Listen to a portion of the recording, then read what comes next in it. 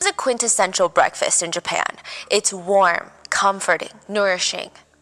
Not that it mattered anyway, since all of it was going to be on the floor very, very soon. Kenta checks the time on the clock. It's more of a habit than anything, really. He was never late. I mean, this is his morning routine. It is always the same. He is meticulous, but he likes to check the clock just in case. When he's done eating, he gets up to wash up and change into the same exact suit that he wears to work almost nearly 5 days a week. He mentally walks through the itinerary for the day. He has to get to work, meetings with all the teachers before the first bell rings, then he would stand at the front and greet all of the incoming students. It sounds weird, but that's how school administrators, they set the tone for the kids for the school day. You walk in, you show your presence. He always stood by the blue gates of the school, and he would just wave, all the uniformed kids shuffling in.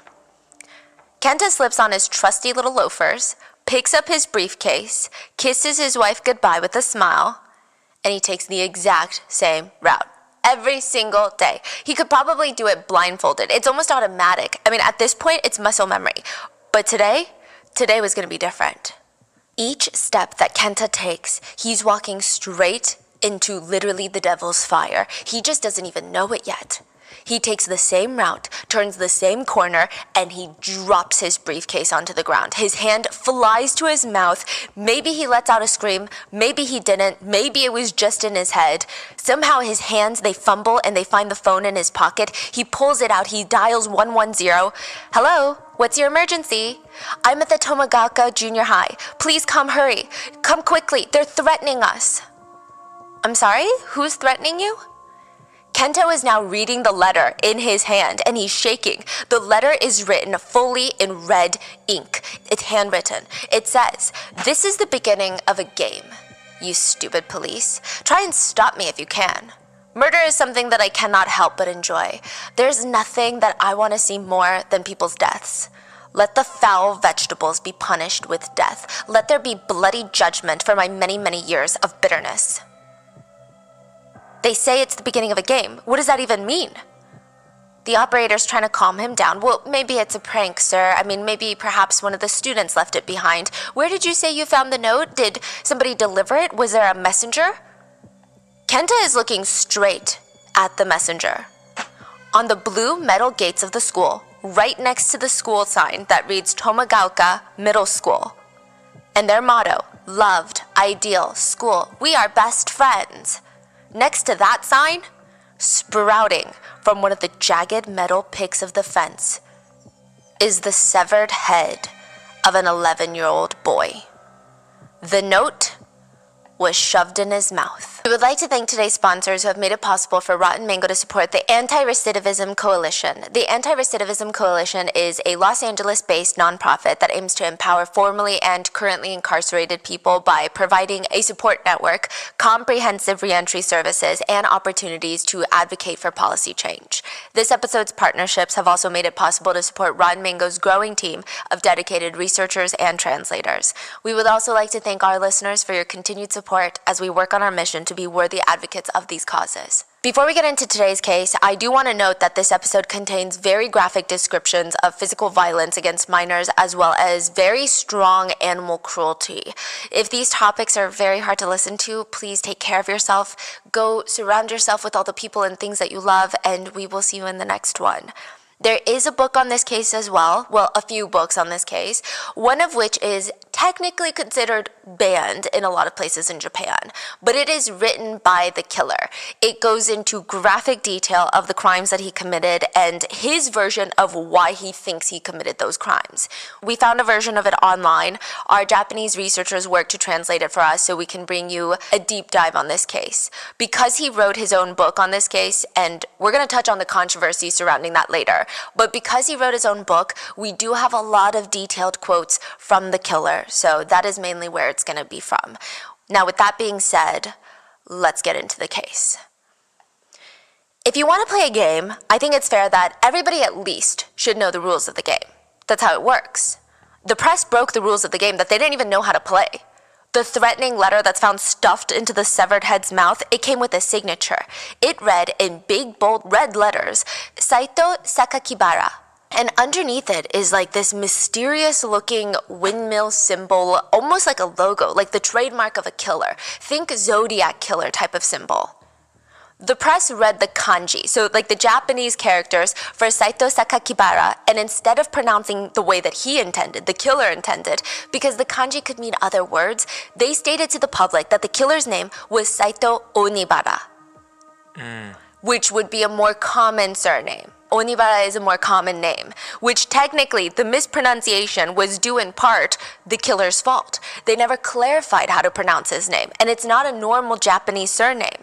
The press take the kanji, they pronounce it the way that they think would be best pronounced. It is what you would reasonably call an honest mistake. This sent the killer into a spiral. He sent a letter in bright red ink. It resembled blood. It wasn't, but it was terrifying. He sent a letter to the newspaper, Kobe Shinban. Now this is condensed for length and clarity, but it reads in bright red. You know that mispronouncing someone's name is the epitome of ridicule, don't you? Recently, while I happened to be watching TV, I heard a news anchor mispronounce my name as Onibara. I could have quietly enjoyed murder without anyone noticing if I had wanted to. The reason I deliberately sought attention from society is that I want to at least be acknowledged as a real human being in your imaginations, as I have always been and will continue to be an invisible presence. At the same time, I have not forgotten my duty to seek revenge against the education system that created an invisible me and the society that gave rise to this type of education. However, simply seeking revenge would only relieve the burden that I've been carrying. It would gain me nothing. So I consulted with a friend who is maybe the only other invisible being like me in the world, and he said, if you want to seek revenge that is not pitiful, but valuable, make revenge into a game by incorporating murder, which is already your hobby, your reason for existence, and your purpose. Make it a game. Change your hobby from murder to revenge. That way, you can create a new world that is uniquely yours without gaining or losing anything more or less than that. He writes, moved by his words, I initiated this murder game. However, even now, I don't understand why I enjoy killing. It's something that I would consider innate. A natural instinct. Only when I'm killing am I freed from the hatred that I harbor am I able to find solace. Only the pain of others can alleviate my own pain. In conclusion, I believe you've roughly understood the text written on this paper, but I have an attachment to my own existence that exceeds that of ordinary people. Therefore, I cannot tolerate my name being mispronounced or my existence being tarnished. Observing the current movements of the police, it seems apparent to me that despite inwardly finding it troublesome, they are deliberately disguising my name. Are they trying to erase my existence? I am risking my life in this game. If caught, I will likely be hanged. Therefore, while I won't say the police should risk their lives, they should pursue me with more anger and more determination. Anyone who thinks I'm merely a novice, newbie criminal who can only kill children is mistaken. I possess the ability to kill the same person twice. From now on, if you misread my name or spoil my mood, I will kill 3 vegetables a week. 3 vegetables? He calls humans vegetables. It felt like the city of Kobe in Japan was on lockdown. I mean, there was a deranged killer on the loose. Everyone has the potential to be a suspect, to be a victim. The headlines were flashing on every single TV screen in the city of Kobe.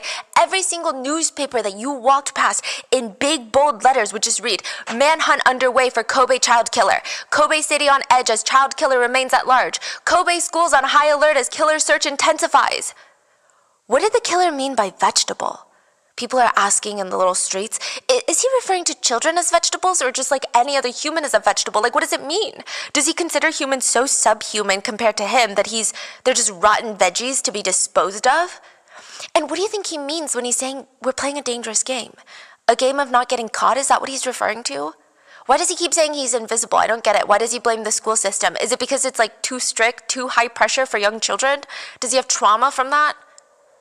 The chief investigator said he had never seen anything like this before. What does that mean? After a few days, schools in Kobe had to reopen back for students. But even then, each school, it felt like the Pentagon. Heightened security and police presence around the perimeter. I mean, the gates would open exactly at 8 a.m. By that point, all the students are waiting outside by the main gate, each standing next to their heavily protective parent. There is tension at every drop-off, every pickup, so much tension. The gates would open. The students would quietly, without saying a single word, shuffle inside directly to their seats. There would be no roaming about. There would be no getting in some light exercise around the schoolyard. They would go directly to their seats. The gate, which normally stays open, would be slammed shut, triple locked, and there would be a guard at stand. Students would have emergency drill practices. They would drop math classes to take impromptu personal safety stranger danger classes. At 4 p.m., the school gates would be unlocked once more, and all the students would be ushered out to their parents who were just anxiously waiting for them. Parents would rush up to their child who's in uniform, snatch their hand, and beeline it directly home. No stopping by the playground, no stopping by a friend's house. Immediately, we're going home. If kids, and that's a very big if kids were allowed to play at playgrounds, there was like a force field of parents surrounding them, just on pins and needles. You come back here. How many times did I tell you to stay in sight? That's enough. We're going home. They would grab their kids' hands, rush them past all the newspaper stands, and they would read, "Kobe residents live in fear as killer remains unidentified." If the police just had a general idea of who to look out for, a rough composite sketch, that would have erased a lot of the tension for the residents. But all they had was a severed head, lengthy, terrifying, threatening notes that are reminiscent of the Zodiac killer in the US, and one singular witness. A man who was near the school gates before the head was found stated that he saw something very odd. He saw someone very strange. He said that they were behaving just very bizarrely. He said, "I think I saw the killer. I think he was carrying one of those plastic bags under his left arm, and the other one he was holding with his right hand." I would say that he's maybe mid-30s, mid-40s. 一つは左小脇に抱えてね、一つは40半ばから40ぐらい。 Fresh newspapers would hit the stands, all in big bold letters. Suspicious man holding plastic bag. But there were still 2 unanswered questions that would keep residents up at night, laying in bed. And they're wondering, 1, who is Seito Sakakibara? And where's the rest of the boy's body? And who is the boy? Exactly. Do they know? They do know now, yeah. Shinichiro, I'm gonna call him Shin, his eye twitched and his hand reaches for his pocket. Even just knowing that the scissors are in his pocket, it's easing a lot of his anxiety.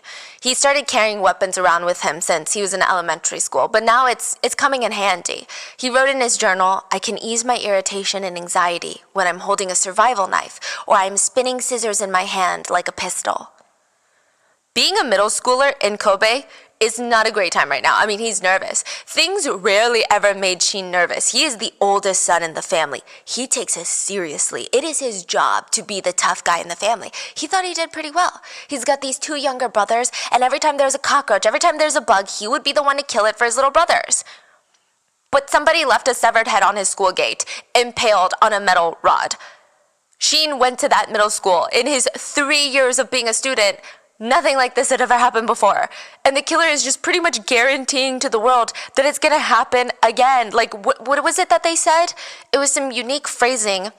"I'm gonna destroy 3 vegetables per week."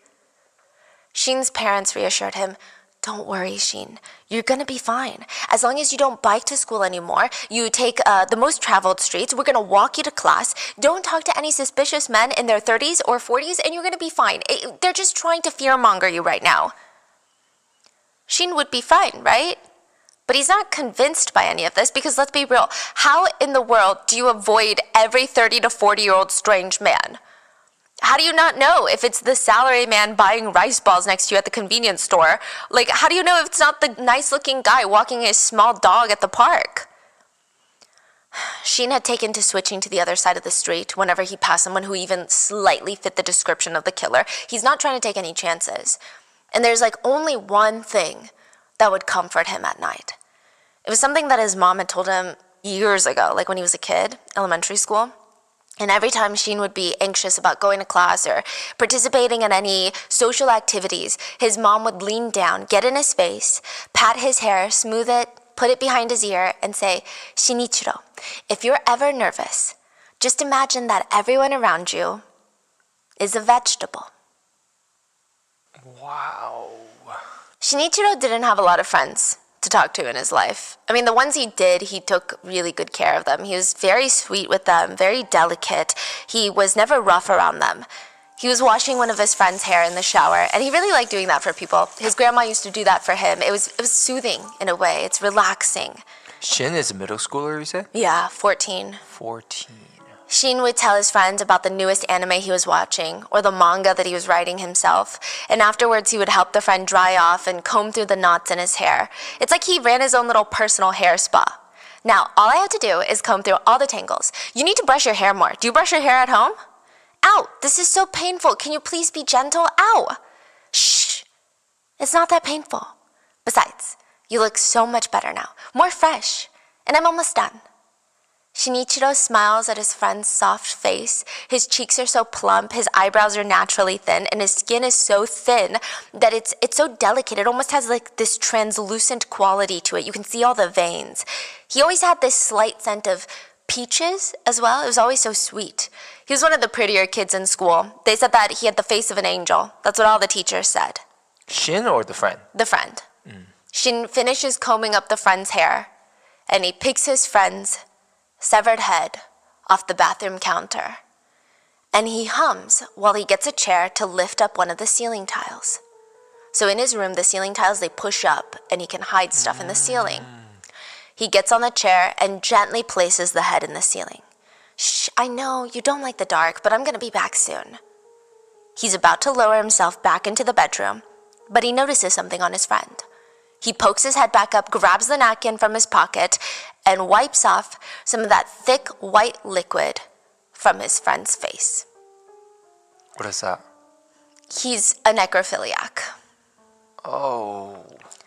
There. What a pretty little vegetable. Shinichiro's safe space was his grandma's vegetable garden. He would just stand in the vegetable garden, staring at the unharvested carrot leaves just poking out of the soil and the tiny little plump tomatoes on the vine. I mean, too bad she was dead. He really missed her. Yeah, Grandma was his favorite. Shinichiro walked into the house from the garden, and he found himself in his grandma's house all the time. Like, he went there quite often, just going through her things, reading the little notes that she left behind, sitting on her bed, staring out the window, wondering, what would she be doing if she were still alive? Grandma was all he had. And boom, he falls to the ground, wakes up, there's tears dried on his face, his skin feels tight as if his face was covered in tears that were now dried. He had fallen to the floor of Grandma's room and passed out. He didn't know how long he was out for.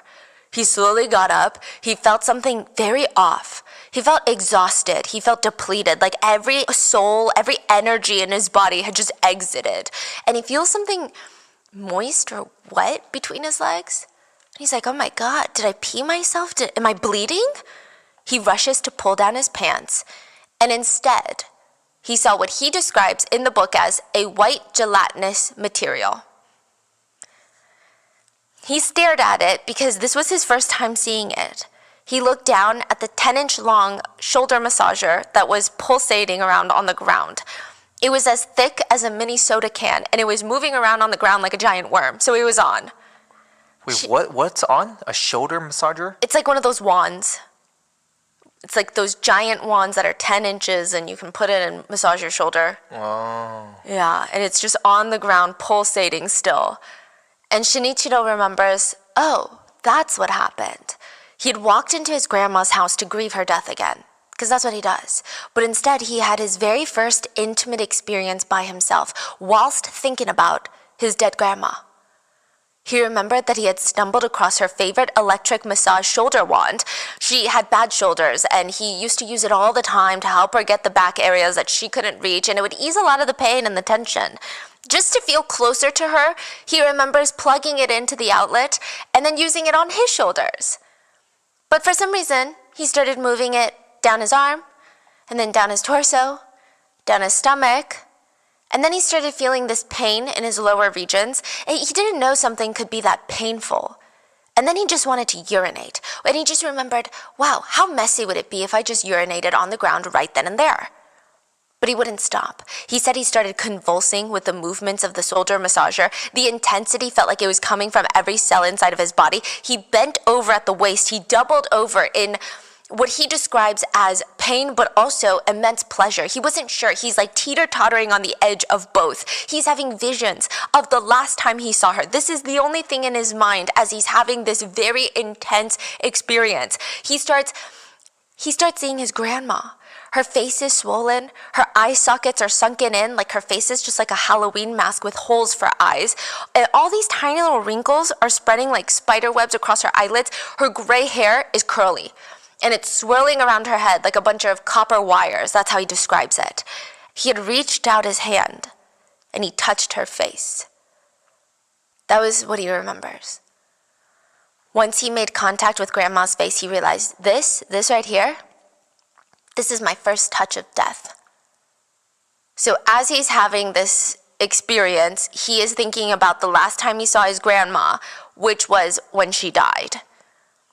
He thinks long and hard about his dead grandma, and he finds a rhythm, and he said, I desperately chased the illusion of my grandmother. Her voice, her smell, her touch, her tears, everything. I had tears, runny nose, and drool all coming down and mixing together. His consciousness started fading in and out. This is how he describes it. He said that he felt happiness that he had never experienced at this level, along with intense, unescapable pain, like somebody had inserted a metal wire inside of him. The physical journey was so intense that it, quote, knocked the wind out of him, and he collapsed onto the ground. The shoulder massager landed straight on his cheek. And when he saw the aftermath of what he did, when he woke up, he reflected and he stated, I felt that what I did was a ridiculously filthy act. While staring at her deceased picture, I experienced it with one of her favorite objects while thinking about her. He said, it was that moment where for me, sex and death were firmly bonded in my mind together. You cannot have one without the other. And this is when he was 14? This is when he was 11. Wow. Yeah. But he said, what could he do, right? Grandma had always been his first love. There's only one picture of Shinichiro when he was a child. I mean, he still is a child. He's like 11 at this point. But from when he was 4 or 5 years old, like a toddler, only one singular photograph. It's of him sitting on his grandma's lap. He said, I only have one picture of my childhood. I disposed of all the other pictures, but I couldn't let go of this one. My grandmother in a black kimono sits on a massage chair, and she places her left hand firmly on my chest and gently places my right hand to my right thigh so that I don't slip off her knee. He treasured that photo. To him, Grandma was everything. He said, my grandmother was the only person in the world who accepted me as who I was and protected me. When my parents scolded me, I would run to my grandmother's room. Now, it's not like his parents scolded him frequently or that he had to hide from them. I do want to make that clear. Shinichiro had a rather well-adjusted family, considering everything. He lived with his parents and his 2 younger brothers. His parents, according to even Shinichiro himself and all of the corresponding evidence, were very loving parents. I mean, they were okay parents. I don't know if I would say that they're spectacular, but I wouldn't say that there's any red flags. There were some questions in the Japanese media about if maybe, perhaps, the parents were a little bit too strict compared to others, but Shinichiro said they were actually pretty lenient. And all the evidence points to them being pretty lenient. He had bad grades, he skipped school. They don't give me crazy tiger parents. But growing up, he remembers his dad would let him chew on his palm when his teeth started growing in as a baby. So he'd chew on his dad's palm.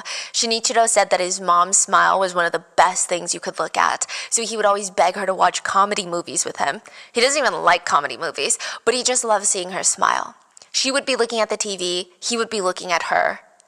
But he never left the house to hang out with any of his family members, unless it was to go see Grandma. You don't want to come out and eat with us? We're going to eat your favorite thing. Like, we're all going to go to your favorite restaurant. Shinichiro wouldn't even respond. He would only get excited when he was told, hey, we're going to Grandma's. Like, why would he need to hang out with kids and go to the movies when he could take baths with his grandma? Okay, it sounds weird. now knowing what he did, but the baths were actually very innocent. His grandma would just scrub the dead skin off of him with a rough soapy towel, and he said she scrubbed my face so hard each time that I would close my eyes and hope that it would be over very, very soon. Even if his face was completely red and raw after his bath, Shinichiro would be grinning from ear to ear. His grandma was the one who gave him strength.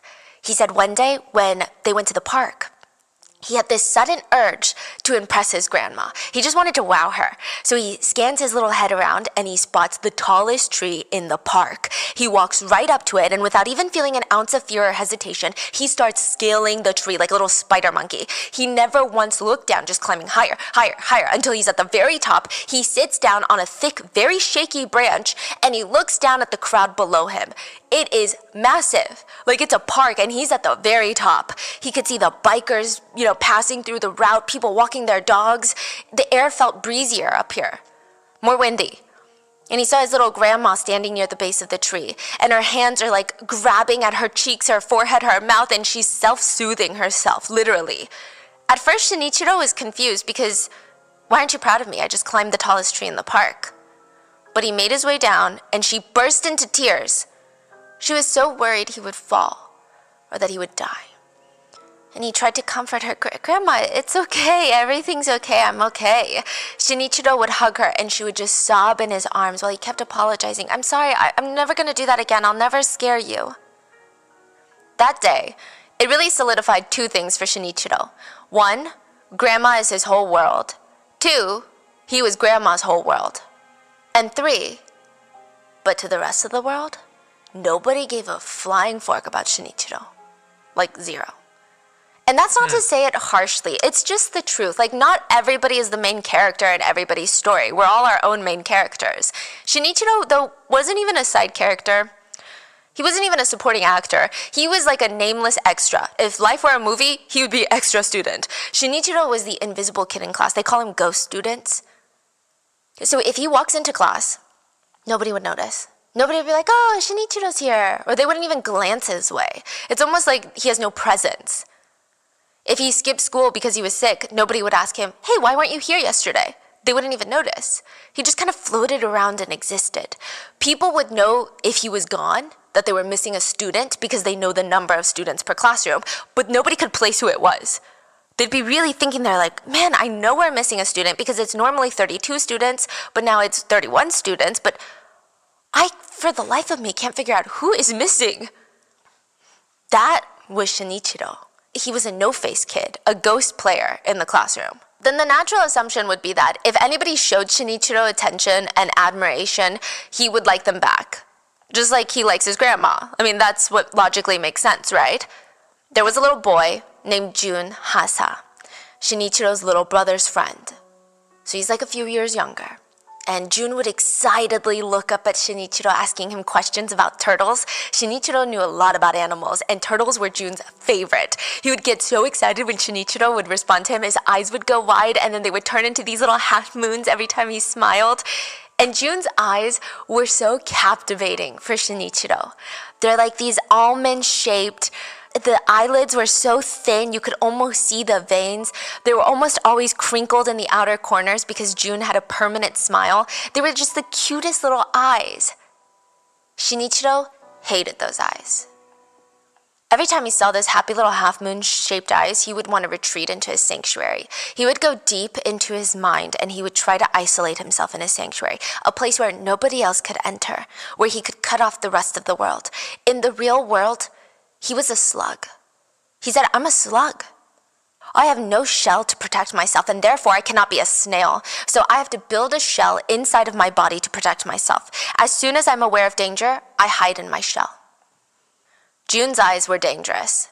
So he retreated into his shell, his safe space. But something about that day on that playground, he just couldn't do it. He just couldn't do it. He had looked into Jun's eyes, and he felt this overwhelming urge to destroy Jun. Jun is holding Shinichiro's hand, and they're going to the climbing rings together. Wait, it doesn't make sense. Like, why does he hate him so much? Oh, he'll tell us soon enough. Oh, okay. He just hates him, though. Okay. Despises him. Shinichiro didn't know why he did it, but he wanted to look into his eyes while he screamed. So Shinichiro threw Jun down on the playground ground and just started beating him up. In the end, Jun's lip was split open, he had a giant lump on his forehead, Shinichiro was pulled off of him, but all he could see in front of him were still Jun's little eyes, just like taunting him. The same eyes that now have tears streaming out of them because Jun is crying. Shinichiro kept staring at those eyes. He could see his mom in his peripheral vision rush into the office room, bowing at a 90-degree angle at the teachers. We're so sorry. We will make sure to apologize to Jun and his parents directly. This will never happen again. Isn't that right, Shinichiro? This will never happen again. Shinichiro didn't respond. He just kept staring at those stupid little eyes.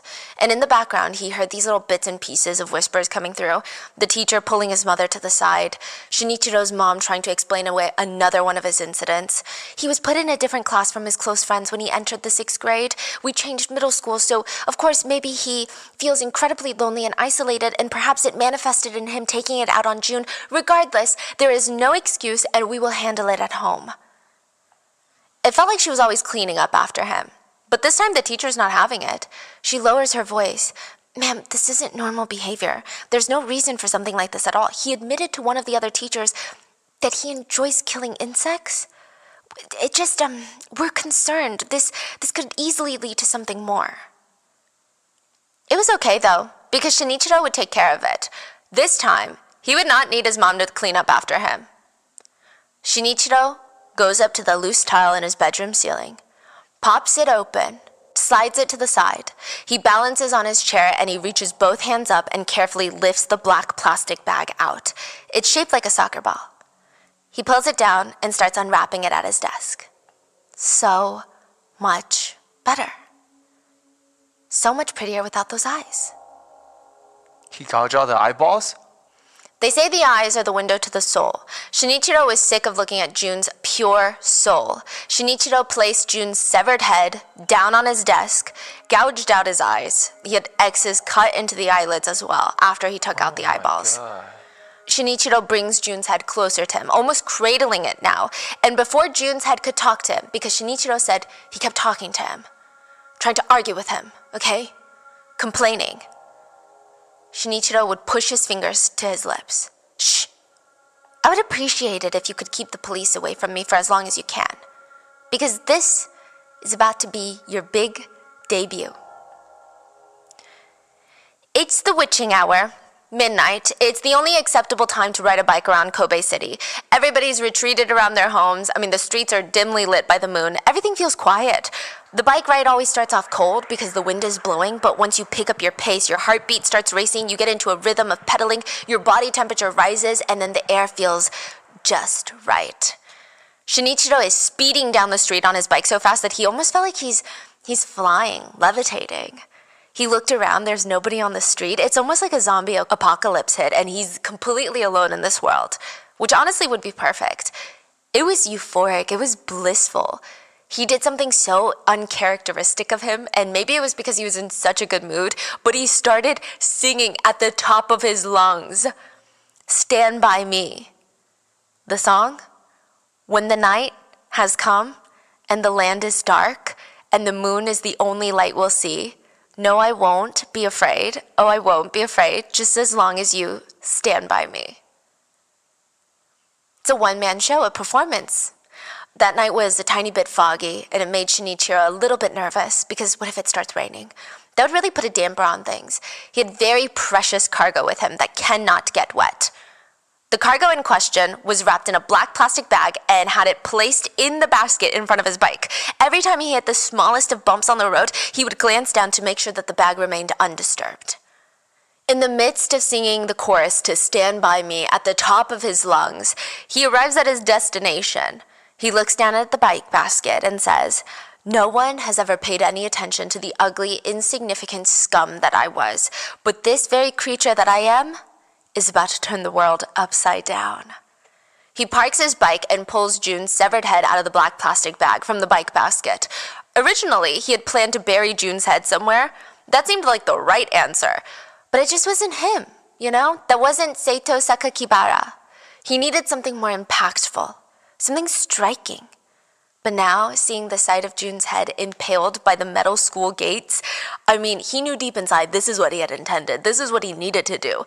He had tried multiple different locations, though, the metal spike closest to the school sign, straight in the middle, the one on the other side. Each time, he would leave blood on the metal spikes, and after much deliberation, he decided to place June's head straight smack dab in the middle of the fence.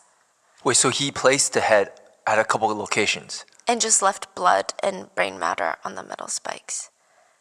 Because he would impale the head onto the metal spikes. You know how the fences come up into a spike? So he tried multiple different spikes to so see. He keep putting Yeah. on and off, on and off, and on and off. On and off and on and off to see which one, I guess, looks the spike? best. Yeah. Wow. He decides right in the middle would be best. He then reaches into his pocket, grabs the note out, puts it on June's tongue, in his mouth, and takes a few steps back, and he just soaks in this sight. In that moment, it felt like the world was silent. The ground, the head, the gate, the fence, the school building behind the gate, the moonlight illuminating June's soul, his mind. I mean, it was beautiful. No, beautiful is too weak of a word. It was more enchanting. Well, that's closer to what he's looking for, but it's not exactly the word that he wants. Shinichiro said in that moment, all the elements fell into harmony without any sense of incompatibility, as if they had been in that place since long ago. It was like a painting, a scene in a movie. Shinichiro stood there, reaching his destination multiple times without any physical stimulation. No way. And the word that he was thinking about was absolutely orgasmic. June's family would receive their first letter from their child's killer. This would start a very long, very painful journey where every year they would wait until the letter came in the mail. The killer would tell them in great depth and gory detail about their son's murder. He would take them on a journey. And painful as it was, I mean, they felt like they have to read it. How do you not read it? Reading it for any little clue of why he would do this to their precious son. But he just never gave them answers that they were seeking. Or at least he never gave it for free. He would have to make them wait for it. He would have to make them earn it. He told them it started with Sasuke. He did this all because of his dog. Sasuke was an old dog. And you know what happens when dogs are old? They don't like to eat like they used to. So Sasuke was not eating like he used to. And Sasuke was actually Grandma's dog, but now that Grandma was dead, Sasuke was in Shinichiro and his mom's care. Shinichiro's mom hated that Sasuke was not eating, and so he would always leave half of his kibble empty, like just on his bowl. He would never finish it, and she would mutter to herself, "What a waste, Sasuke, you can't do that." She would bring the half-full dog bowl into the kitchen, and it's not like she could put the dog food back into the container. It would be a risk for contaminating all the fresh food, but also throwing it away doesn't feel economical either, so she would put it onto a paper plate and put it outside for the stray cats. It became such a habit that even after Sasuke's passing, they still had a giant container of fresh dog food left over, and Shinichiro's mom would portion it out, leave it outside for the stray cats. It was kind of cute, right? Sweet. Shinichiro thought, that is absolutely revolting. Sasuke might be dead, but his food is sacred. It belongs to Sasuke and Sasuke alone. Just because he's no longer here doesn't mean his food is suddenly public property of the stray cats. Besides, what did the stray cats ever do for him? Nothing. They didn't sit by his side and keep him company during his final days. They didn't offer him companionship or comfort. They just lurked around the corner, waiting for their chance to consume all of his food, waiting for him to die so that they could feast over his kibble like it was their birthright. It was enough to make Shinichiro's blood boil. So he killed it. He killed a cat. He was 9, and the cat was asking for it. Yeah. The stray cat had its face buried into the plate outside, filled with Sasuke's food, and Shinichiro was in motion. In that moment, there was no room for hesitation or second guessing. Do you know that feeling of when you look through a telescope? Everything else is black, and you only see the one thing at the other end, the sole object of your attention. It was like that for Shinichiro. It's just him and the cat and nothing else, and he was going to kill the cat. That's the anger he felt. Why do you think it's always the cats? Like, what is driving them to... I heard that cats fight back a lot more than dogs. And that is perfect for them. Yes, and I heard the, tell me how I got on this, because I was also curious why we hear a lot more of cat abuse versus dog abuse from killers. Cats From what I can tell, and this is not like a scientific or a statistic, but I heard they have a very specific scream when they die.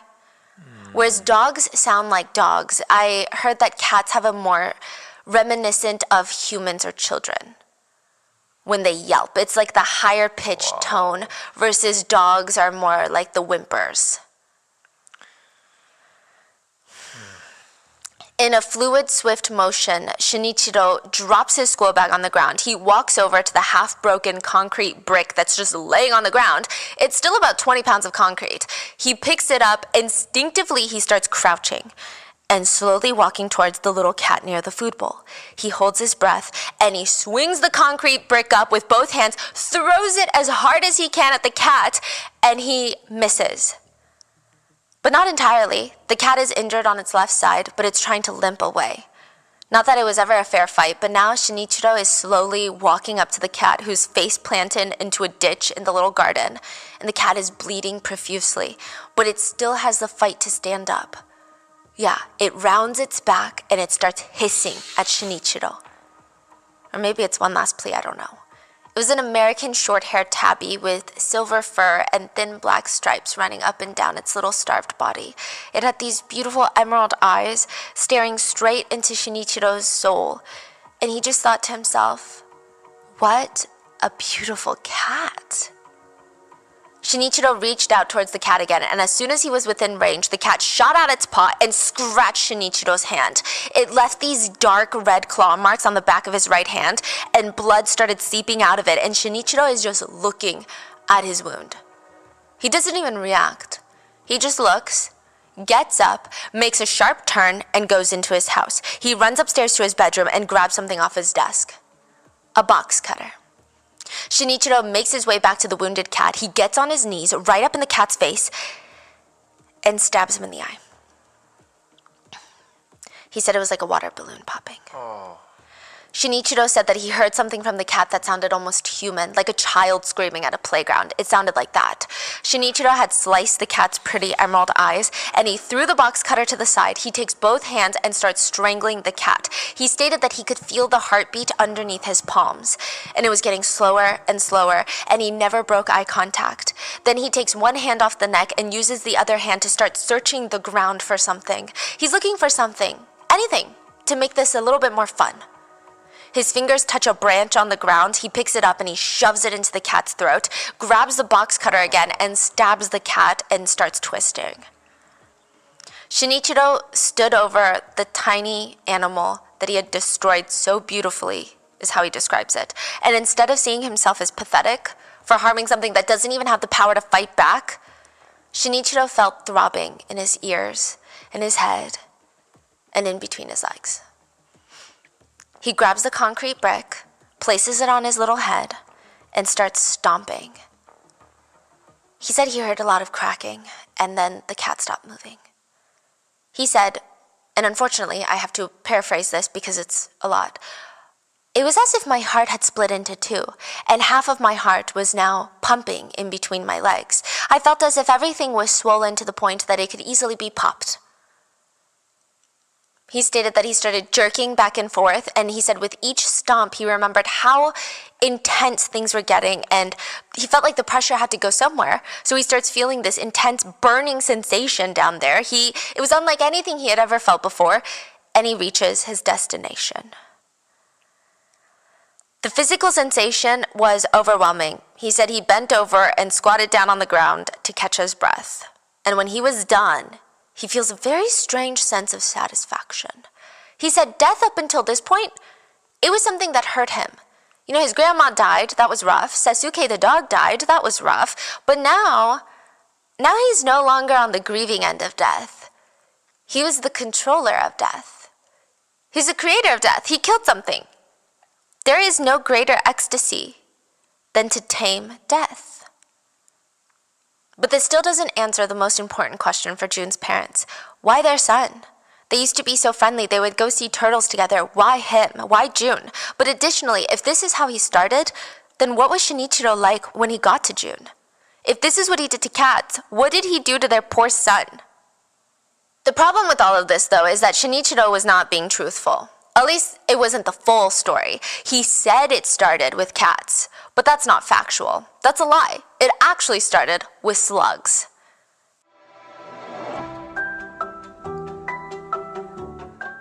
Here is a terrifying statistic. Did you know that according to the FBI property crime data, most home break-ins happen in broad daylight? Even if I'm not at home, my dogs are still in the house and my mom is usually here. I care about protecting my home even if I'm not in it. So that's why I have a home security system that literally helps me sleep at night, but I also don't have anxiety when I'm leaving my house anymore because I know that it's well protected. I recommend Simply Safe to all my friends and family members because that's the home security that I personally use. It's simple to install, it's reliable, and recently named Best Home Security Systems of 2024. I mean, US News and World Report thinks Simply Safe is the best home security, so who am I to argue? Simply Safe uses advanced technology that protects every room, window, and door of your home, while cameras keep watch for suspicious activity 24/7. So for less than $1 a day, you can get 24/7 professional monitoring, which means your home is protected whether you're there or not. And the super cool thing is they have this smart alarm indoor camera, which lets agents actually talk to intruders in real time to scare them off. And there's no long-term contract ever. You'll get the emergency response you need and at half the cost of traditional home security. Simply Safe it's in the name. It's simple to install yourself, your way. But if you don't have time or you want to make sure it's done right, Simply Safe will send professionals to your house to do it for you.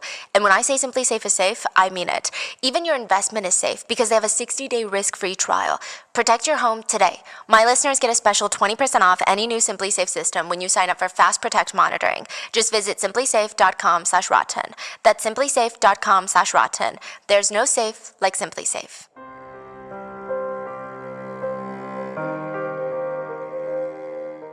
Have you ever salted a slug before? Some people have described it as disintegrating a slug alive, but a more accurate description would be turning a slug inside out through its skin. Slugs have semi-permeable skin that allows water to pass through this skin.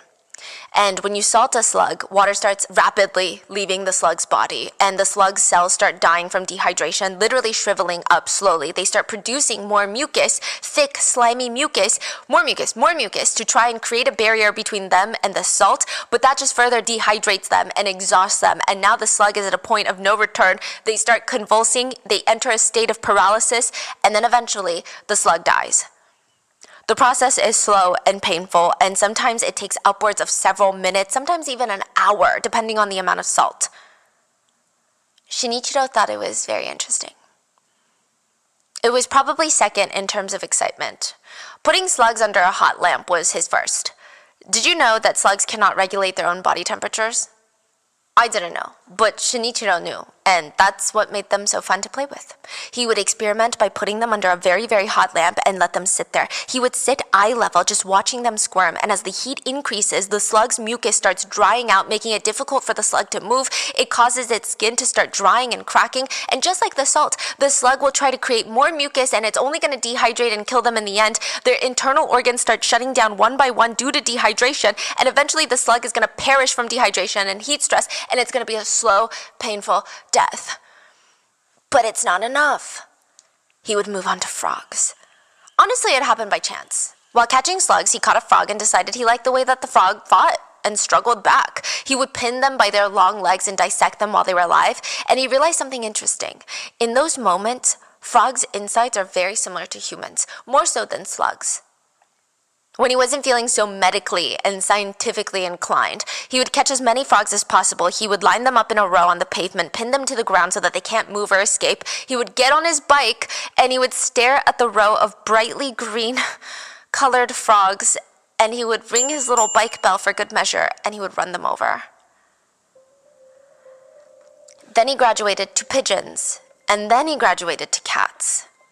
Shinichiro would say, "But when I advanced to middle school, I'd already become bored of killing cats and gradually found myself fantasizing about how it would feel to murder human beings like myself. You know, decapitating pigeons and cats," he said, "all it takes is a single knife. I want something bigger." He said, "I wanted to conduct the sacred experiment to test the fragility of human beings." Shinichiro is sitting in his bed. He's tucked under his blanket, almost entirely covered by these giant mountains of stuffed animals. He calls it his fortress Shinichiro didn't get the best grades in school, but that doesn't mean he's not studious, okay? He just likes to study different things. He would look at his stuffed animals. Play close attention now, everybody. The stuffed animals would be lined up, dogs, ducks, crocodiles. They were his little classmates, and he was giving a presentation, a lesson. Serial killers. Shinichiro spent every waking moment he had reading and studying the world's most twisted serial killers. In a way, every single serial killer has their strengths and weaknesses. Shinichiro basically had these spreadsheets where it would detail each serial killer's upbringing, trauma, motives, MOs, disposal methods, captures, trial, and none of them were perfect. Clearly, right? They were all either caught dead or they stopped killing for whatever reason. But logically speaking, wouldn't it make the most sense if he were to take all the smartest, most twisted parts of each killer and make a brand new serial killer? Not only would they be the most notorious serial killer ever known, but they would also be invincible, almost impossible to catch.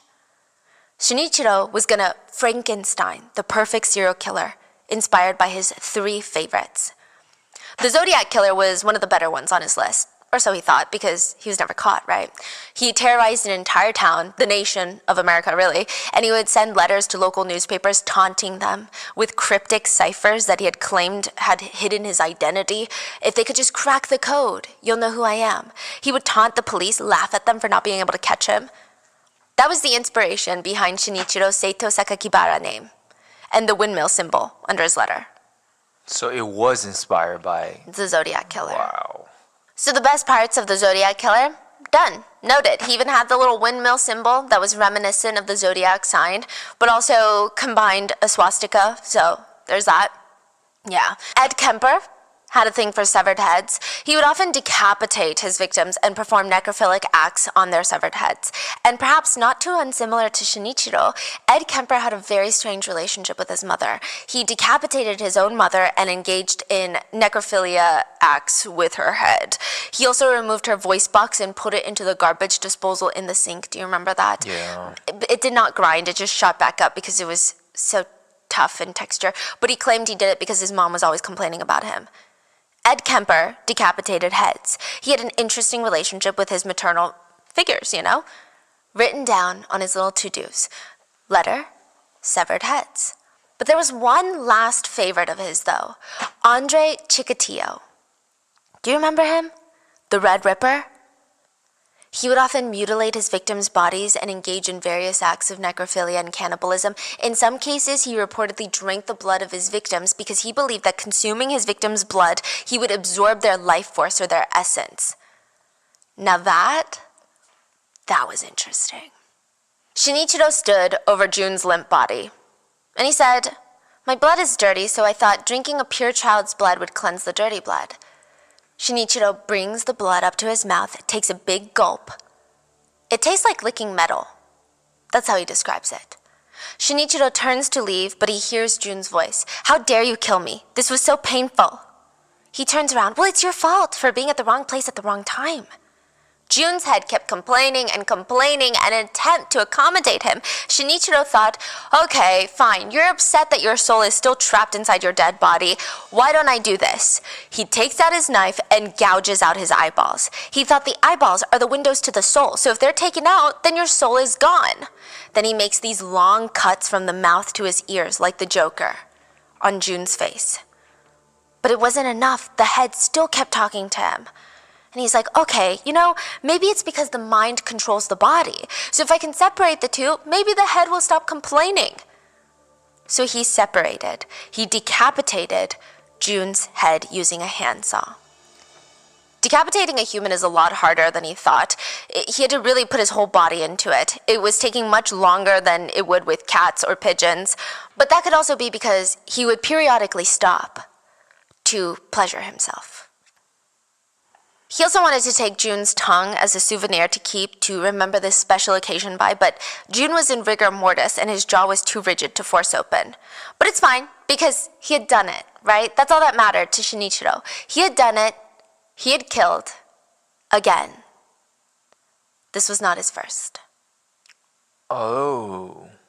Almost exactly a month after Jun's decapitated head was discovered, police pounded on Shinichiro's family door and they arrested 14-year-old Shinichiro. They came when Shinichiro was asleep in bed, and even when he found out that the cops were here for him, he took his time. He was moving extra slow, just sluggishly grabbing a pair of jeans, putting them on one by one like he's lazy. He starts slowly making his way down the stairs. The two officers are waiting for him. We just have a few questions we need to ask you. Would you mind coming with us for a bit? He just nods, and he follows them directly to the police station and into the interrogation room. Please take a seat over there, Shinichiro. The officers slam a thick file onto the desk. You know about Jun's case, right? I saw it on TV. People are saying that they saw him walking with you. Jun's a friend of my brother's. He comes around sometimes, but I've never played with him alone before. The person must have been wrong. I'm sorry, but to be honest, I'm actually quite relieved. I think about if this had been my brother instead of Jun that had been killed. You're a rare breed, aren't you? You're lying. We know that, Shinichiro. But we wouldn't even be able to tell from your face. You're so good at it. No wonder people are fooled by you. I don't know what you guys are talking about, officers.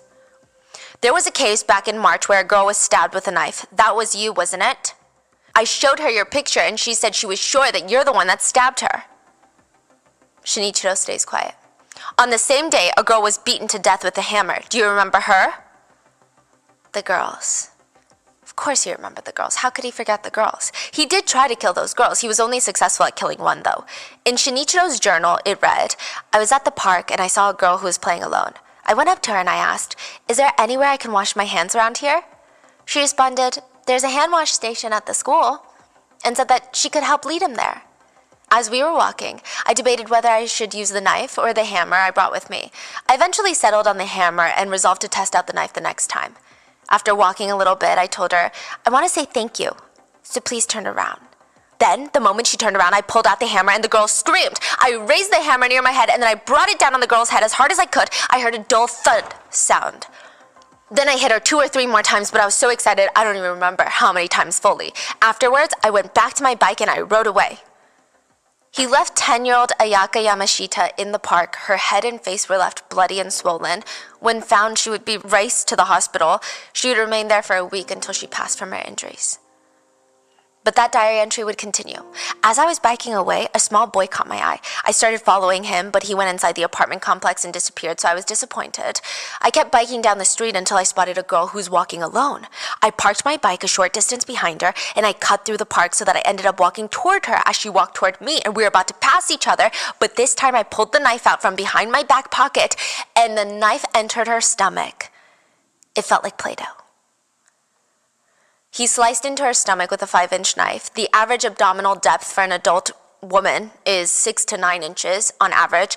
I imagine it'd be a lot less for a 10-year-old. After I stabbed her, I returned to where I had parked my bike and I started on the route back to my house. When I got home, I heard a lot of ambulances and patrol car sirens.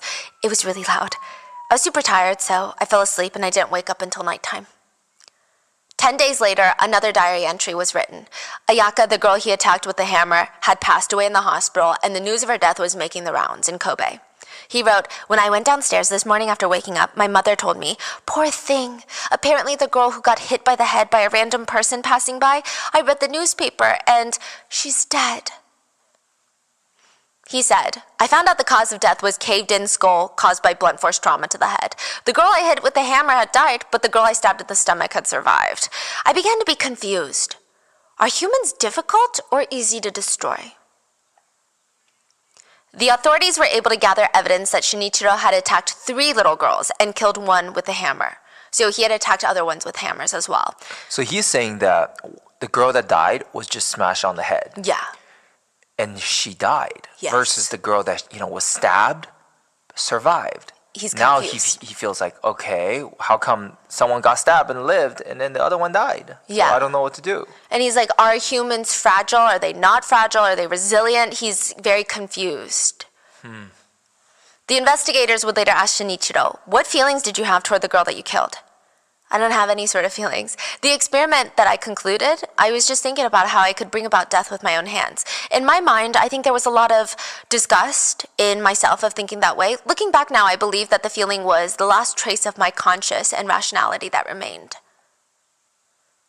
But But Shinichiro would not be going down without a fight. A very short, brief, underwhelming fight. He looked at the officers and he said, "I'm exhausted already. Do you guys have any physical evidence or something that points to my guilt?" He just confessed. Yeah. And the detective snaps, "Don't you dare underestimate the police, you brat. There's no way we could have dragged you here without any evidence." Shinichiro looks up at them bored, and the investigator said that they had never seen an expression so filled with so much hate and evil, but so nonchalant at the same time. It's like not even like he's trying to be all like looking at them crazy. It's just evil, and it's so calm and casual. The detective slams his hands down on the table to emphasize how serious he is, and he shouts, "We've got hard evidence against you. All the essays you wrote in school, I had an analysis done by a handwriting expert, and the results show that the handwriting in the statement that you sent to the Kobe Shimbun and left on the severed head are identical to your school essays. The outcome of this case is already determined, so hurry up and confess to the murder of June." He throws Shinichiro's letters on the floor, and the handwriting was identical to his essays.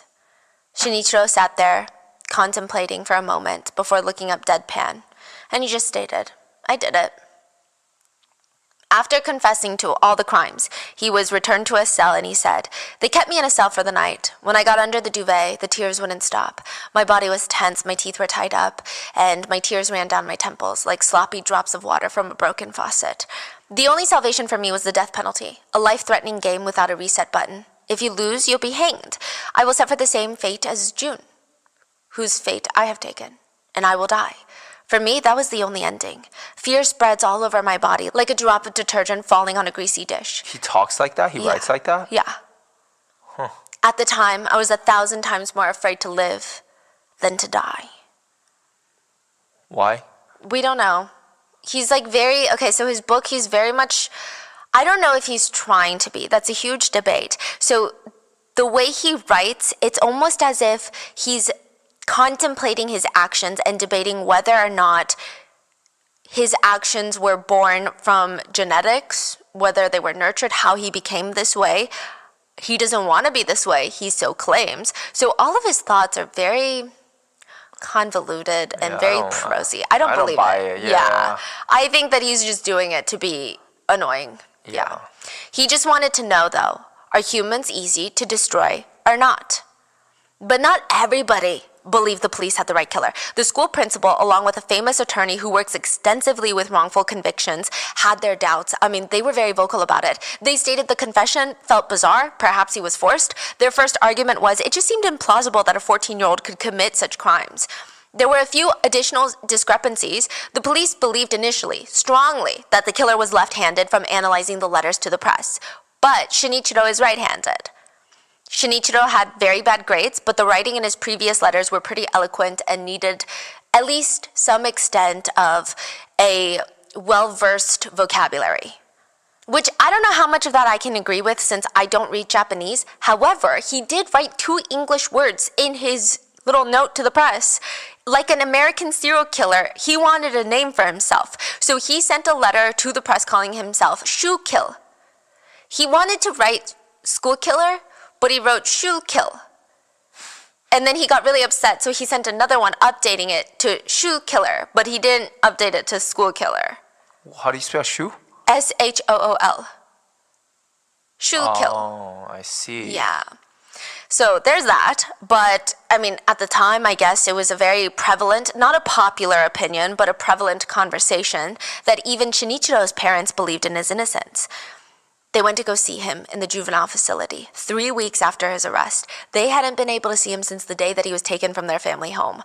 Shinichiro's mom did not believe that her son did this. So both of his parents sat down in front of him in the visitor area and he screamed, "I told you not to come. How many times do I have to tell you that? Why are you here?" He's glaring at his parents. He barely looked at them at the time of his arrest. Even when the police showed up to their house and took him away, he would refuse to turn around and look at his parents. And now he's glaring at them. His parents are taken aback, like they had never seen their child look like this. Who is this person? Shinichiro's mom kept pushing on. She just wanted to hear the truth, that Shinichiro was innocent. The police don't have anyone to go down for the murder. It's high profile, so they picked him. And on top of that, he was pressured by the police to confess. Just tell me. Shinichiro's mom begged him. She said, if he just uttered the magic 4 words, "Mom, it's not me. She would have defended him. She would have fought till the very end. She would have spent the rest of her life fighting for his innocence. I want to hear it from your own mouth, Shinichiro. Did you kill June? Was it really you who killed June? Is there any possibility this is a false confession?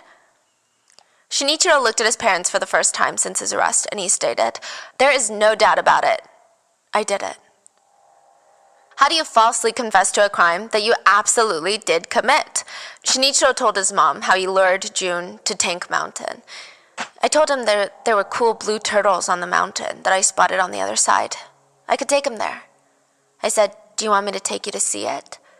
He led June up the mountain. There were steps leading up all the way, and once they walked all the way to the top, they reached the giant water tank. That's what Tank Mountain's named after. Shinichiro is realizing this is much harder than killing a cat, so he changes his tactic. Shinichiro knocks June forward, stumbles over him, and continues to strangle him.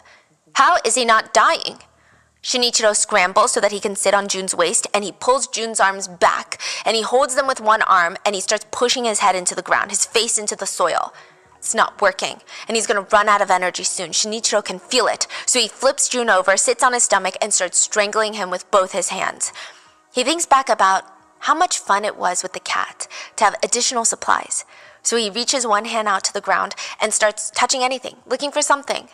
He touches a cold, hard stone. He tries to pick it up, but it's embedded into the soil, and his nails are digging into the dirt, but the stone is not budging. You've got to be kidding me. What the hell am I going to do now?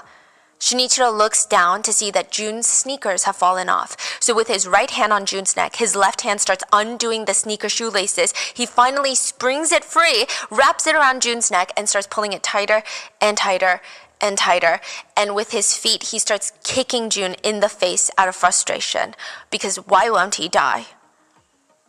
Then eventually, he slumps forward, and he is no longer living. He would actually leave June there for that night and come back the next day to gouge out his eyes, drink his blood, and decapitate him, and just take his head. But it still wasn't enough. Shinichiro said, "The fact that I was able to kill June, to control June, to make June my own was immensely satisfying. It had taken such a long time to kill him, so I had much more satisfaction from being able to see it through." Does she still not believe that her son did it? Why June? Why would you kill your little brother's friend? Because the more beautiful June was, the more pure June was, the more I felt I was being shown my ugliness and filth. The exact opposite, as if I was looking into a mirror every time I looked into his cute little eyes. Compared to him, my existence is so ugly. I wanted to kill the disgusting reflection of myself in his innocent little eyes. I don't know. He's like trying to be. Yeah, I think he's just a sadist. I think that he genuinely wants to have a more, I don't want to say eloquent because it's not eloquent, but more of a deeper reasoning for these things that put him in a light of this complex character, when in reality, he's just a sadist. Yeah. Shinichiro said that he had two very strong opposing feelings when it came to June. He wanted to hug him, but he also had the overwhelming desire to ruin him. Why would he leave the severed head at his own school, though? He said it was because he needed revenge for the school system for what they did. He felt like the school system made him a shell of his being. So, side note, this was a huge topic for Japanese netizens when this case was unfolding. Japanese schools are notorious for being incredibly competitive, where every exam is a mark on your future. Literally, every exam counts. Your grades can determine your next tax bracket, who you marry, what kind of life you live, probably even your lifespan. And it all starts in middle school. So perhaps it was revenge for that, or he claimed that it was a distraction. He felt like the police would, first of all, not assume that the killer was a middle schooler, and second of all, not assume that the killer was dumb or ballsy enough to leave the severed head at their own middle school. But netizens actually believe a third reason. He left it at his own school because that's the school that June went to, and he wanted to soak in everybody's reactions. Yeah. The fear, the terror, the sadness, the grief, the emotional responses, the visceral physical reactions from something like this. It would not have been as intense just reading it on the papers from a different school that didn't know the kid. Like, he's not trying to get away with it. He's not trying to lay low. He's trying to get more fear out of people. He just wanted to be a monster. I think you're right. He said, "Mom, listen carefully. I'm sick, you see. It's not your fault that I've become like this. It's nobody's fault, so I don't want you to blame yourself." Well, what kind of sickness, Shinichiro? There's nothing wrong with you. You were a kind, timid, good child. What happened? My feelings for you haven't changed even now. Why? Why didn't you consult me? If you had any troubles, I would have done anything to help you. Why didn't you tell me? Mom, sometimes it's better not to know. Shinichiro would later state that he hated how his family kept forgiving him for what he did. He felt very frustrated by it. He would say, I wanted to be called a monster. Being called a monster, being hated, denied, and rejected as many people as possible was my desire, my pride and joy in life, my lifeline. Shinichiro's mom didn't know what to say. I mean, who is this person? This doesn't feel like her son. Did she even know who her son really is? The press was calling him a monster, so maybe they're right. But also to the press, she was just the woman who birthed a monster. To the public, Shinichiro's name was not leaked for a while. At first, he just went by Boy A, and legally, that's still what he goes by. In Japan, there are very strict laws regulating the publicization of names of minors who have committed crimes. Shinichiro was 14, he was a minor. Technically, the law was set up to protect him. His identity was withheld from the public, but for some reason, he was kind of upset. He had a lot of feelings about it. I don't think he wanted his name released, but he did say, the day I was arrested, I ceased to be myself. It was the day that every mundane moment of my daily life suddenly became to take on an inexplicable symbolism. I was no longer a living, breathing being. I had become Boy A, a lifeless symbol. It represented juvenile delinquency. For many people, and for others, it symbolized a frightening monster dwelling in a separate world devoid of any trace of human emotion. I don't know what he's complaining about, because not only was his identity protected from the public, he was also given a 6-year and 10-month sentence in prison. 6 years. Because he's a minor. Minor, yeah. If he had been an adult, he would have gotten life. And in response to all of that, media outlets leaked his name. Or at least what most people are pretty certain is his name, which is Shinichiro. And they leaked a singular picture of him. Now, since it's not officially released, there's no way of knowing without a shadow of doubt how accurate the name is, but it has not been refuted. Most people believe this is his real identity. The handling of the case, though, legally speaking, sparked public outrage, which I would say this case contributed heavily to the Juvenile Act of 2000 in Japan, which lowered the criminal responsibility age from 16 to 14. When did this happen? Oh, 90s. Oh, okay. Yeah. Now, it still doesn't answer the question of why. When little baby chicks are born, they go through a process of imprinting, which is when a little baby bird is born, a lot of them will imprint and form a strong, unbreakable social bond with the first moving object they encounter after hatching. It's actually kind of dangerous when humans get involved in the hatching process. It's technically called filial imprinting, and it's a huge part of the bird's development. The way that it works is within the first few hours, a chick will see the first moving object and grow intensely attached to it. And once a chick is imprinted on an object or a being, it becomes very difficult to alter that bond. Even if the imprinted object is not the chick's biological parent, the chick will then start following and learning from the imprinted object. It's supposed to ensure that the chick forms a strong bond with the caregiver, which increases the chances of survival. Shinichiro believes that's what happened to him. That when he first experienced his intimate encounter thinking about his dead grandma, he thought, well, she's dead. I keep associating dead and these intimate relations together. He said, my dark impulse, which had just broken through the egg, was spreading its arms in front of me. In this way, I unknowingly became a man who could not be sexually aroused unless I was around death. It's interesting because there is no reason why Shinichiro did what he did. Not saying that there would be an acceptable or excusable reason, but he was never abused growing up. He did not come from a strong authoritarian household where there was sexual abuse. I mean, there was really nothing in his childhood that could even remotely point to something like this happening. When Shinichiro reflected on why he did what he did in his grandma's room and how he reached a pleasurable state while thinking about his dead grandma, he said he thought about defiling his grandma's death and memories. He subconsciously wanted to replace the sadness. The last memories of his grandma were so sad because she died, and he wanted to replace it with something more enjoyable. So now that he thought of his grandma, and the last memory of his grandma, it would not be her death, it would be the 10-inch long shoulder massager that he used. Shinichiro thinks about her last words to him, which are ironic. Grandma said on her deathbed, listen, Shinichiro, when you grow up, become a defender of justice. Help the weak and defeat the strong. I'll be back soon. He wrote, if my grandma had been alive for years, would I have not had this incident? Or would I have done this the same, even if she were alive? If I had the incident while my grandmother was alive, at least it's a relief that she had passed before I did all of this. No matter what I do, though, I think my grandmother loved me with all her heart, and I can't bear the depth of her love. I do have a food for thought question for all of you. Do you think a prisoner being reformed means that they are reformed when they stop committing the crimes and reoffending? Or are they reformed when their personalities no longer want to commit those crimes? So is it when they stop doing the act or when they stop wanting to do the act?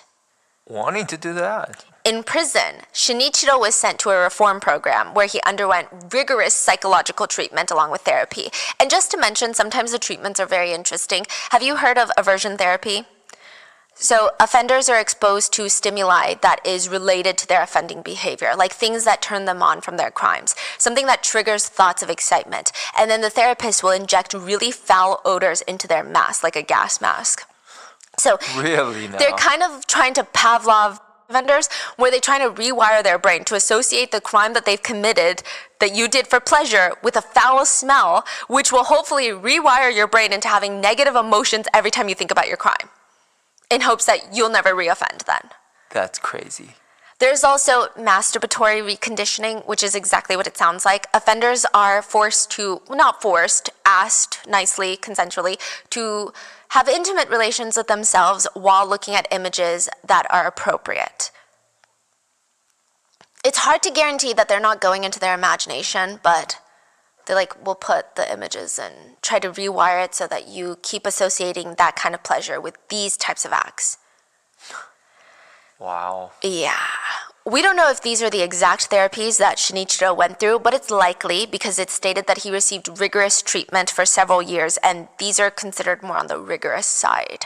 March of 2003, he went before a 3-member parole panel, and they decided to parole him.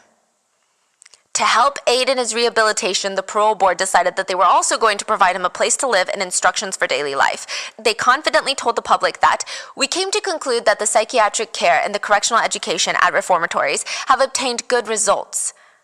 The scary part is, they announced his release to the public. In Japan, that is not normal. That is not normal, especially if their identities are not made public, legally speaking. It is not normal.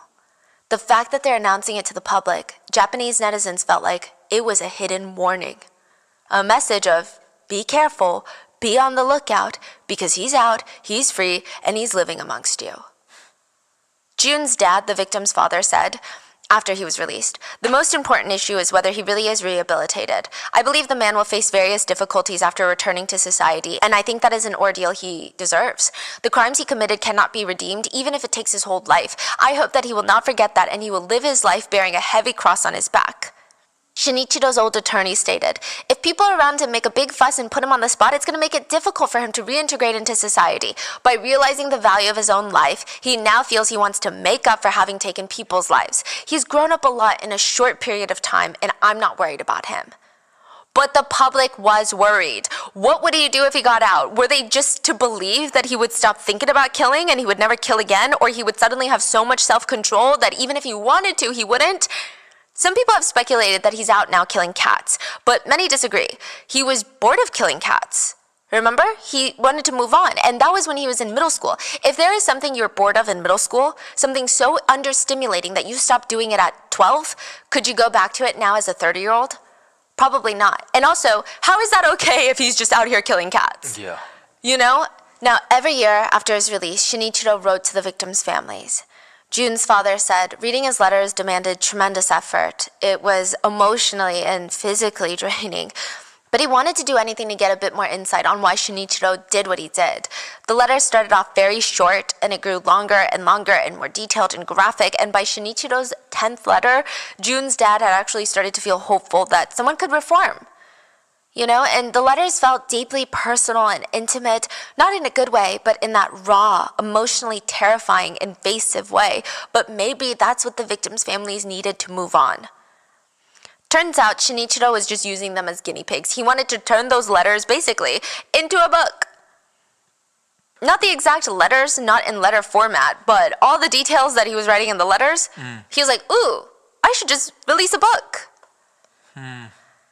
2 books were released from Shinichiro's side. One written by Shinichiro's mom, which detailed all of her journey of not knowing that this is what her son would do and how she was so taken aback. And one written by Shinichiro himself, which our Japanese researcher found online and read. It reads more like a sick diary than anything. So let's break down both books, starting with his Wait, mom. I'm so sorry. Have we talked about how he was caught? The handwriting. They just started doing analysis. Oh. Yeah, that's it? They honestly, they thought the handwriting looked pretty juvenile. The way that he was talking was like a juvenile villain. So they were like, actually, I don't think we're looking for someone in their 30s or 40s. So we should just look at kids. In this school? They started with all the schools in the area, including that school, and they just did a bunch of handwriting analysis, and they found it was him. That's crazy. Yeah, it was like very anticlimactic. Just, oh, the writing matches. Okay. Huh. And Yeah. then he confessed. Yeah. And then they realized he also stabbed some other people. Yeah. And then, okay. I So see. they found the handwriting was a match. They found his picture, and then they realized a few months ago there had been a girl that died from a hammer attack and a girl that was stabbed. So they went to the girl that was stabbed who was still alive, and they asked her, "Does this look like the guy that stabbed you?" And she was like, "Yes." So they're like, "Okay, great. We've got our killer." Yeah. So he's not that bright either. No, it was not like this masterminded Zodiac killer chase. It's genuinely just, it was rather simple. Yeah. Now, some netizens argued that Shinichiro's mom was staring down a series of red flags but chose to look the other way. They wondered, was it for her own sake that she didn't want to face the red flags, or was it for his sake? I guess we'll never know, but a lot of netizens blame his mom.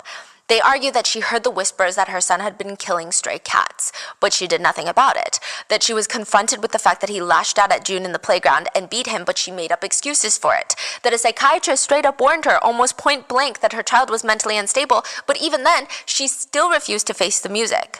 Even when he was arrested and she went there and she said, hey, Yeah. just tell me you're innocent, I will fight. Like, yeah.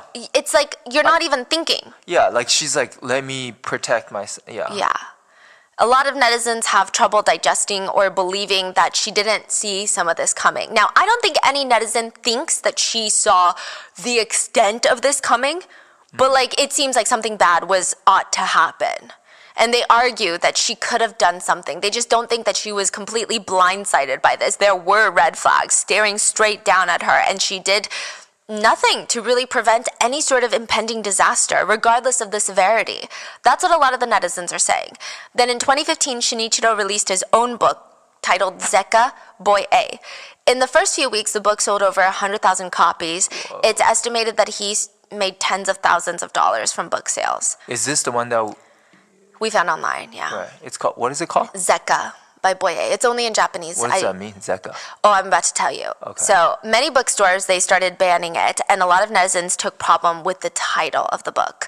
Zeka is kind of, so it's kanji, like it's like hanja, Han character. It's like Chinese character symbols. So they don't read phonetically like English. The symbols mean something. Yeah. And they can have different meanings. Yeah. Like one symbol can mean something else. So the first character, initially what people thought was stop. And then the second one was song. So it's almost as if he's implying that the song stopped because he committed his crime. Right? However, after reading the book, many people believe the first character is actually more aligned with the other meaning for that character, which is exceptional. Oh my god, this is crazy. Because I know, okay, so you're talking about like the character Yes. is 绝歌. Oh, is it? Yeah. It's the, okay, I can see the Both sides? dual meaning. Yes. 绝 can mean like it's extinct, it's gone. Or 绝 is like so exceptionally well. Yeah. So two meanings really depends on how you. People think it's the second one after reading it, like exceptional song. Like this was his exceptional song that he created, Wow. which would take on an entirely different meaning. So after reading the book, even Shinichiro's former lawyer, who wanted him to be rehabilitated, would say, oh, I guess it's impossible, isn't it? He will never return to being a human being. He will remain a demon forever. At the end of the book, Shinichiro writes, if the teenage me from the past were to ask me, now as an adult, why shouldn't one kill people? Why should you not commit murder? I could only respond as follows. I don't know why it's wrong. But absolutely, absolutely do not do it. If you do it, you'll suffer much more than you can imagine. With no philosophical twist, just these simple words. I doubt I could convince my teenage self. Yet this is the only answer I found after struggling for 11 years since leaving the juvenile detention center. Like he still wants to kill. Yeah, so leaving us to conclude, more than 25 years after his crimes, at the age of 32, Shinichiro wrote this book and he still doesn't know why murder is wrong. He just knows he doesn't want to do it because he doesn't like juvenile So detention he is centers. still out right now. He's out. He's in his 40s. Yeah, we don't know who he is. He changed his name, so it's no longer Shinichiro. Whoa. As a way to drive publicity for his book, he opened up a website. It's a long, long website name, and it's been taken down, so it doesn't really matter. But it was something along the lines of transparency and pain of existence that I cannot stand. .biz. The website is bizarre. It's basically, it has an about author page where he writes that he's 5 feet 4 inches, weighs about 122 pounds. He is blood type A, INFJ. Yeah. INFJ is, I believe, an advocate, which this is crazy, but if you're into MBTI breakdowns, but they're known for their deep thoughtfulness and imagination, they're typically very idealistic and principled and find a lot of joy seeking purpose in life. Their strengths are wanting to know the deeper truths into people's motivations, feelings, and needs. They tend to have super principled moral compasses that are very strong. They're passionate and want to chase their dreams, but do not believe in succeeding at other people's expenses. They want to use their strengths for the greater good. Nothing is what describes him. Zero. He also, there wasn't really nothing that crazy on the website, but he did post pictures. I'm going to try to pull them up for you. I think that the photos will be up on the Spotify video, but... Pictures of what? I'm going to describe them to you in depth. Whoa, what is that? Wait. These are photos? Yeah, so he posted these photos onto the website of himself, or at least we're led to believe that these are of himself. It's a shirtless photo of himself where he's blacked out his face, just his body, and I guess he's trying to be artistic on the website. In one photo, he photoshops himself nude, laying down, and from the side angle, so we can't see his privates, and in between his legs, coming straight for his face, is this giant red slug, but it looks like it's been skinned. The slug is probably about the same size as him, if not maybe 3/4 of the same size as him. It looks angry, and it's unclear if the slug is his private part, if it's a part of him, or if it's an entirely different entity that he's not friendly with. It's like a monster, technically. It looks like an alien. And in another one, he photoshopped his naked torso onto a black scorpion. There is just one that's a heart-shaped block resin. It looks real, like a photograph, not a photoshopped picture. And inside are just slugs. It's like he got a mold, put in a bunch of slugs, poured in some resin. Giant slugs. So he still seems to have an obsession with slugs. The website is filled with drawings of slugs, slugs crying in the rain, two-headed giant slugs, which is kind of terrifying to think about. Since the killings, he hasn't really changed all that much. Yeah. The website contains no apology and no show of remorse, but his parents have chosen to stand by his side, even when he doesn't stand by them. After Shinichiro's release and his mom making a statement, she said, "Our son is now doing his best to have courage to plunge into the world of anxieties and uncertainties. I believe there will be a long and tough road ahead for us and our son, but if possible, I hope the public will watch over us quietly." But Shinichiro was not as dedicated to his parents. According to his father, Shinichiro disappeared out of their lives and off the radar. The last netizens heard of him was that he was spotted and rumored to have been working as a welder. He was married with a young child, and in 2018 is the last time anyone had any reports of even spotting him outside. No rumors of what city he's even in. That's terrifying. Yeah. Why? He should be watched after, no? Yeah. But he's out there somewhere. Ayaka Yamashita, the girl that was bludgeoned to death with a hammer, her parents were interviewed, and they have a sign over their front door that reads, "The Power to Live." The family still keep a pair of her sneakers near the front door, and at her school there's a sign that says, "A message from Ayaka. I'll always be by your side, even if you can't see me." Meanwhile, June's parents have a living room coffee table that they can no longer use, because June had left a puzzle there that he started and never finished. And it's reported that the families also don't know where he is. The victims' families. So the anxiety of that is